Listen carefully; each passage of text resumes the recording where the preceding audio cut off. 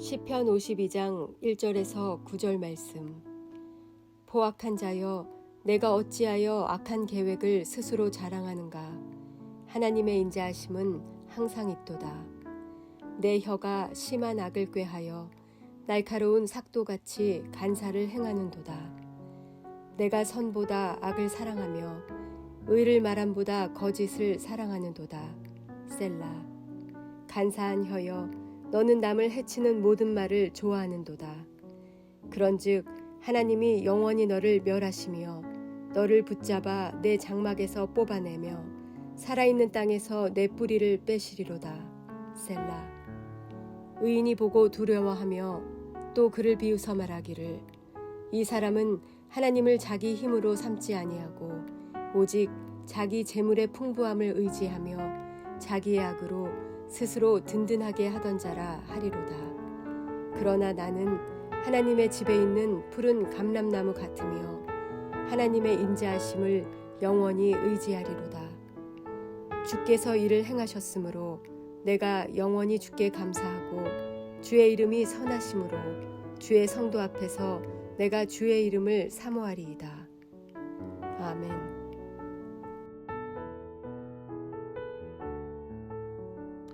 함께 기도하겠습니다.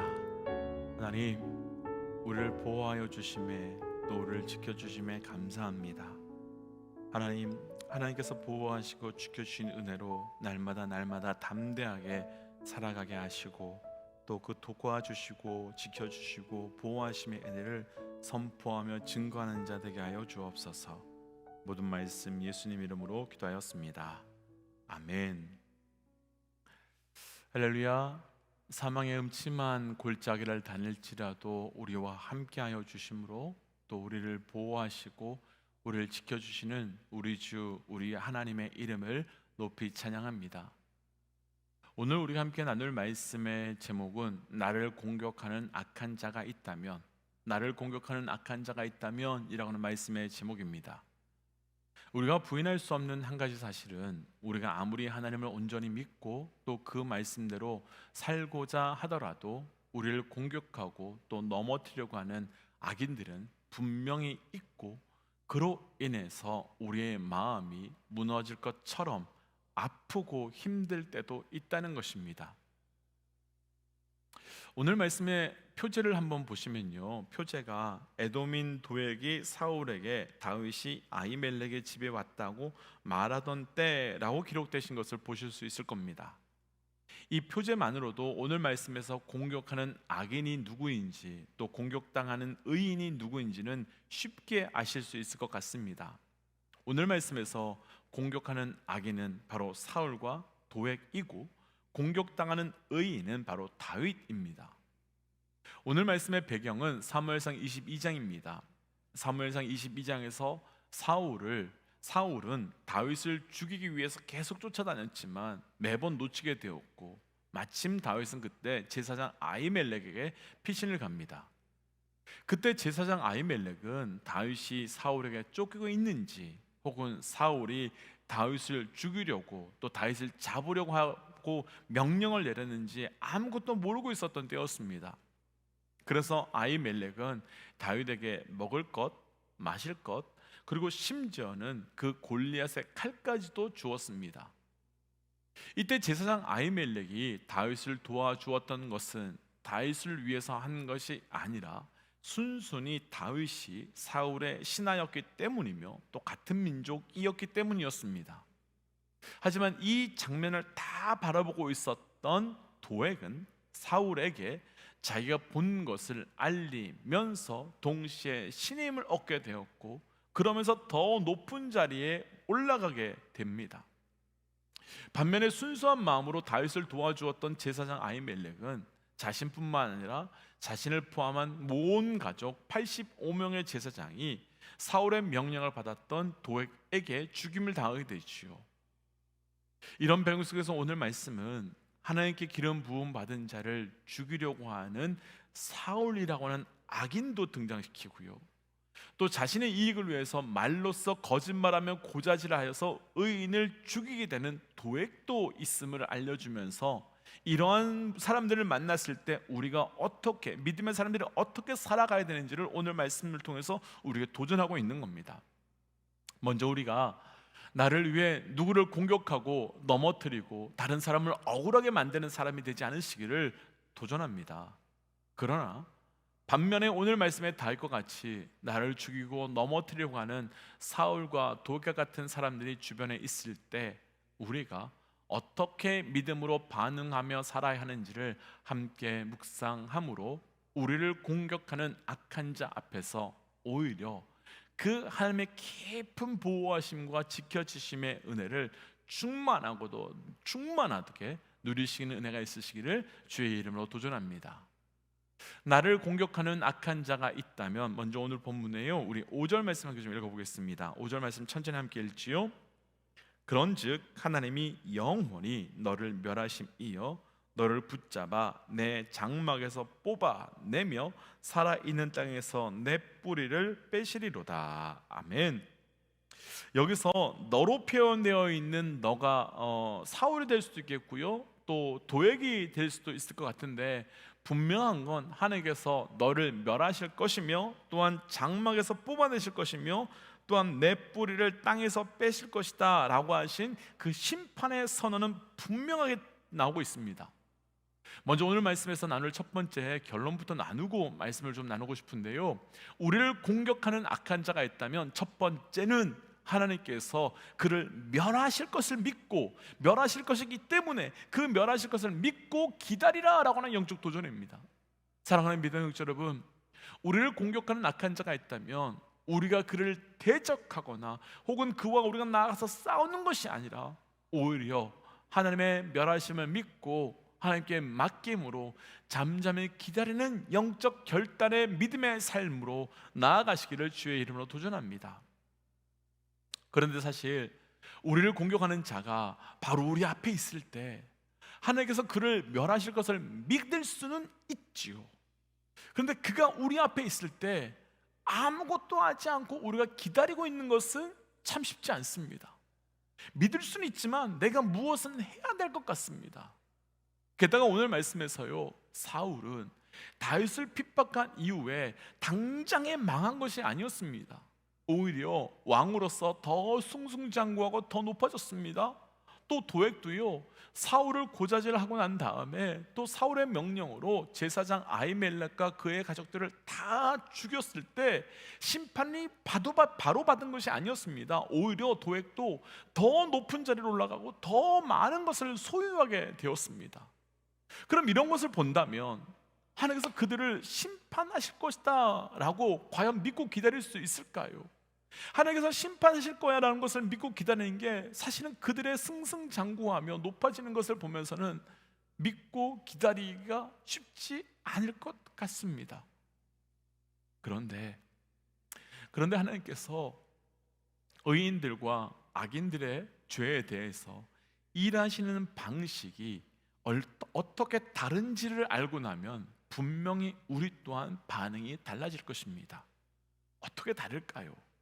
어제 말씀에서 우리는 시편 51편의 말씀으로 다윗이 죄 가운데 있을 때 하나님께서 어떻게 하셨는가에 대한 말씀을 묵상했었습니다. 다윗이 우리아의 아내 밧세바를 범하는 죄, 그리고 우리아를 죽이는 죄를 저질렀습니다. 그런데 다윗의 죄에 대해서요, 하나님께서는 어떻게 하셨습니까? 하나님께서는요, 나단 선지자를 보내셨어요. 그리고 그의 죄를 만천하에 드러나게 하셨습니다. 반대로요, 사울이 죄를 지었고요, 도액이 죄를 짓고 있는 이때는 하나님께서 그들의 죄가 있음에도 불구하고 그냥 두시는 것을 우리는 볼 수 있습니다. 아니, 어떻게 죄를 짓고 있는데 다윗은 그렇게 심각하게 죄를 다 들춰내시더니 왜 사울의 죄에 대해서는 들춰내지 않고 그냥 두고 계시는 걸까요? 아니, 오히려 그 죄 가운데 있었던 사울과 도액이 어떻게 더 잘 살게 그냥 두시고 더 높은 자리에 더 강력한 힘을 가지고 마음대로 살게 되는데 하나님은 그냥 보고 계시는 걸까요? 이유가 있습니다. 하나님의 심판의 방식이 다르기 때문입니다. 죄를 지었던 다윗에게는 하나님께서는 그 죄를 드러나게 하고 드러나서 수치게 당하게 하심으로 심판하셨지만, 더 이상 그 죄를, 그래서 더 이상 죄의 자리로 나아가지 못하게 하셨지만, 그러나 악인들은 그렇지 않습니다. 악인들은 죄 가운데 그냥 계속 두심으로, 그가 계속 죄를 짓고 죄의 구덩이에서 살아가도록 그냥 두시고, 뿐만 아니라 그냥 더 많은 죄와 더 깊은 죄로 들어감에도 불구하고 하나님은 그냥 두심으로 죄인을 심판하신다는 겁니다. 오늘 말씀의 주인공 중에 한 명이 바로 도액이거든요. 도액은 사울에게 와서 아히멜렉을 거짓말로 모략했습니다. 앞서 나누었지만 아히멜렉이 다윗을 도와준 것은 사울과 관련된 일을 전혀 몰랐기 때문이었습니다. 그런데 도액은 사울에게 가서 아히멜렉이 다윗을 도와주었다며, 당신을 배신했다며 입술로만 거짓을 행하는 죄를 지었습니다. 그런데 이후에 사울이 도액에게 이 말을 듣고 난 다음에 화가 난 다음에 신하들에게 제사장 아히멜렉과 그의 가족을 다 죽이라고 명령합니다. 하지만 신하들 가운데 제사장을 죽인다고 하는 그 부담감 때문에 다 거부했지요. 이때 사울은 도액에게 너가 가서 아히멜렉과 제사장을 다 죽이려고 했을 때 도액은 가서 85명이나 죽이는 엄청난 죄를 지었습니다. 변화가 보이시는지요? 이전에는 입술로 자기가 내가 높아지고 싶어서 입술의 죄를 지었는데요, 이제는 내가 높아지기 위하여 사람을 죽이는 죄, 제사장을 죽이는 죄, 죄가 점점 더 커지고 죄가 점점 더 깊어지고 있는 겁니다. 분명 우리 주변에는요 사울과 같은, 그리고 도액과 같은 사람 있습니다. 그런데 그 죄인들은 날로 더 커지고 더 번성해지는 것처럼 보일 수 있습니다. 하지만 그거 부러워하지 마십시오. 악인에게 심판이 없는 것처럼 보이는 것은, 그리고 악인이 계속해서 성공하고 더 많은 죄를 지음에도 불구하고 그냥 두시는 것처럼 보이는 것은 하나님께서 그들을 멸하시는 과정이며, 그것이 바로 심판 그 자체이기 때문인 것입니다. 이것을 믿는다면 그 악인들 앞에 반응하는 것, 그리고 그 악인들 앞에서 우리가 반응하는 것, 우리는 완전히 달라질 수밖에 없지요. 이것을 믿는다면 그 악인이 성장해 나가고 더 많은 죄를 지음에도 불구하고 우리는 맡길 수 있는 것입니다. 도전하기는 이루나요? 하나님께서 의인을 심판하시는 방법과 악인을 심판하시는 방법, 의인을 지키시는 방법과 악인을 심판하시는 방법이 어떻게 다른지를 믿고 온전히 우리 삶에 주께 맡기고 나아갈 수 있는 영적 은혜가 있으시기를 도전합니다. 나를 공격하는 악한 자가 있다면, 두 번째는요, 오늘 본문 중에 8절 말씀인데요, 우리 8절 말씀 함께 천천히 읽어보지요. 그러나 나는 하나님의 집에 있는 푸른 감람나무 같음이요 하나님의 인자하심을 영원히 의지하리로다. 아멘.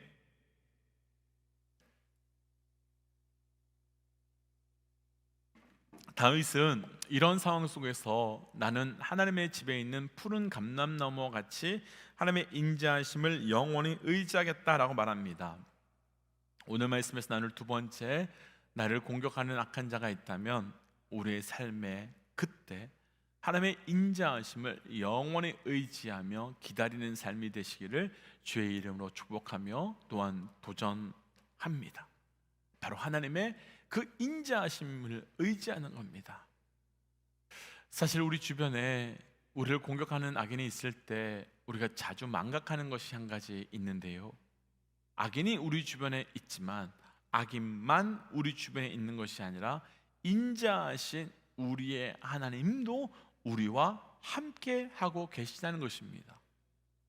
그러므로 우리는 악인들에 둘러싸여 있는 이 현실 속에서 그 악인들의 말과 공격에만 둘러싸여 있다라고 생각하지 말고, 이런 상황 가운데서도 인자하신 하나님이 나와 함께, 우리와 함께 하고 계심을 분명히 붙드셔야 합니다.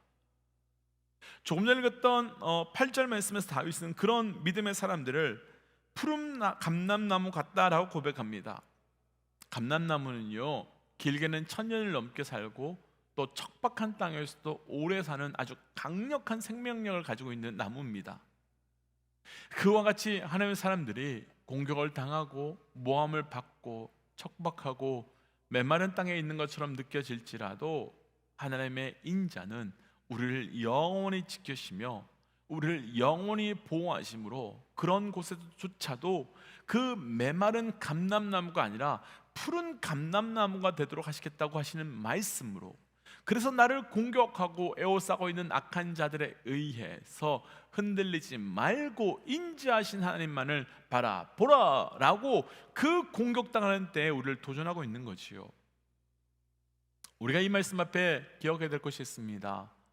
사울은 계속 강력해지는 것처럼 보였습니다. 그리고 도액은 계속 승승장구하는 것처럼 보였습니다. 그러나 사울이 강력하고 사울을 돕는 자들이 그렇게 많아도 사울은 다윗을 잡지 못했다는 것입니다. 왜냐하면 하나님의 인자하심이 다윗을 둘러싸고 있었고 다윗을 보호하고 있었고 함께하고 계셨기 때문입니다. 그렇다면 이제 우리가 공격을 받는 그때가 있다면 철저히 우리는 그분의 인자하심을 의지하는 것이며 그분의 인자하심을 구하는 때가 바로 그때이지요.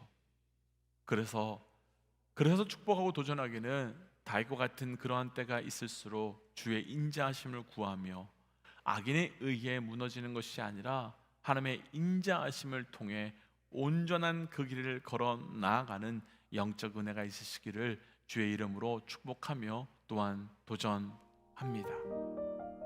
그래서 이 시간 주신 말씀을 기억하면서 이렇게 우리 함께 기도하고 싶습니다.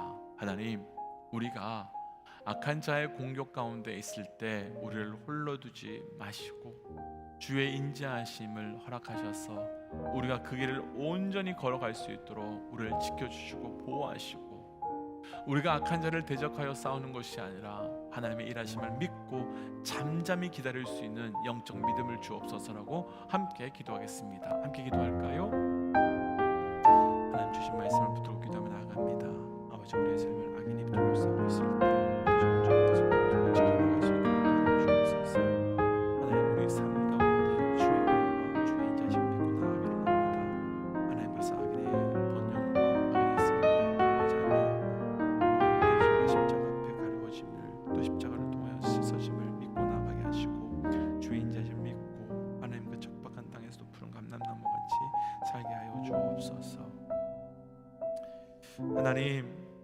하나님 은혜를 더하여 주옵소서. 하나님, 악한 자로 인하여 공격당할 때 내 마음이 갈갈이 찢어지고 아프지만 그때 우리 하나님을 의지하며 나아갈 수 있는 영적 은혜를 더하여 주셔서 하나님 척박한 그 땅에서조차 푸른 감람나무와 같이 살아갈 수 있도록 인도하여 주옵소서. 하나님, 그래서 오늘도 주님께 맡기고 신뢰하며 순종하며 나아가게 하시고 오늘도 그 은혜로 담대히 승리케 하여 주옵소서. 이 모든 말씀 예수님 이름으로 기도하였습니다.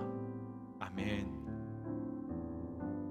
사랑하는 믿음의 동지 여러분, 참 어렵지만 우리가 공격당하고 모함을 당할 때 무너지지 마시고 마음을 잘 지키시고 우리 하나님만 바라보며 그 푸른 감람나무와 같이 끝까지 승리하시기를 축복합니다.